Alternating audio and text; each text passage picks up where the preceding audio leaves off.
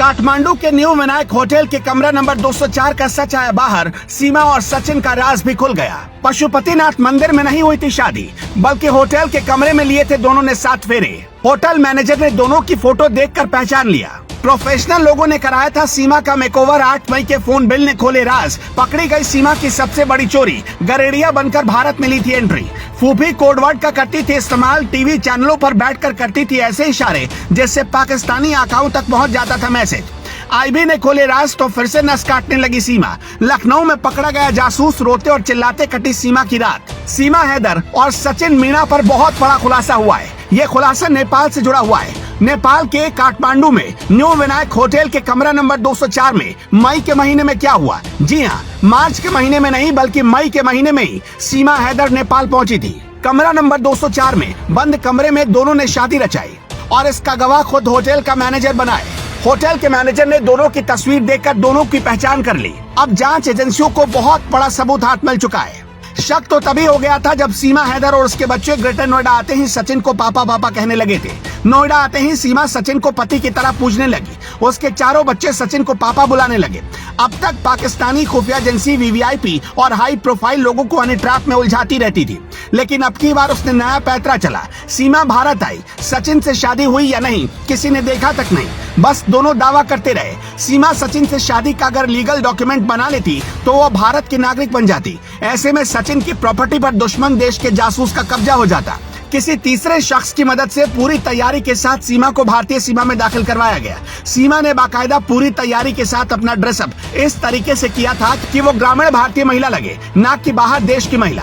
नेपाल भारत की सीमा की सुरक्षा एसएसबी के जवान करते हैं। सीमा पर हाई रेजोल्यूशन कैमरे लगाए गए जहां से किसी का भी बच पाना नामुमकिन है, लेकिन वहां के सारे वीडियो फुटेज खंगाल लिए गए पर सीमा सचिन नहीं मिले। ऐसी आशंका है कि गरेड़िया का वेश धरकर सीमा और सचिन दोनों बॉर्डर को पार कर गए। बच्चों को भी इस हिसाब से गेटअप दिया गया जिससे किसी को भी शक नहीं हुआ और सीमा सचिन भारत में दाखिल हो गए। सीमा हैदर के मामले में ये सबसे हैरान करने वाला खुलासा लखनऊ से हुआ है, जहां सीमा का एक बड़ा राजदार पकड़ा गया। सीमा हैदर को गेटअप बदलने के लिए प्रोफेशनल ट्रेनिंग मिली। सीमा हैदर के लुक को किसी गांव और देहात की महिला की तरह दिखाने की खातिर स्पेशलिस्ट तैनात किए गए। सीमा हैदर को दुबई में कैसे रहना था, नेपाल में कैसा लुक रखना था और किस वेश में भारत नेपाल सीमा को पार करके भारत में दाखिल होना था, इसके लिए बाकायदा ट्रेन लोगों को रखा गया। सीमा को साड़ी पहनना सिखाया गया। हिंदू बनकर सिंदूर कैसे लगानी है ये भी बताया गया। मीडिया सोर्स का दावा है कि सीमा को हर मौके पर कैसे गेटअप बदलना है इसके लिए बाकायदा 1 साल तक ट्रेनिंग मिली।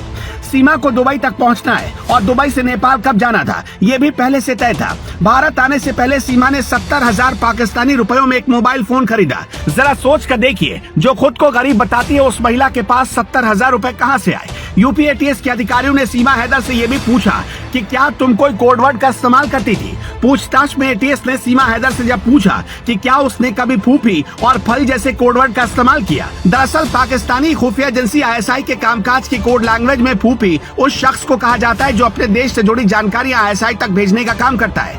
वहीं फल कोडवर्ड का इस्तेमाल रुपयों के संदर्भ में किया जाता है। यूपी एटीएस ने सीमा हैदर से भी पूछा कि तुम इतनी शुद्ध हिंदी कैसे बोल लेती हो, तुम्हें हिंदू रीति रिवाजों के बारे में किसने बताया। सीमा हैदर के पास से 8 मई का एक मोबाइल फोन बिल मिला और 8 मई को ही सीमा का पासपोर्ट जारी हुआ है और इसके 2 दिन बाद यानी 10 मई को उसने पाकिस्तान छोड़ दिया।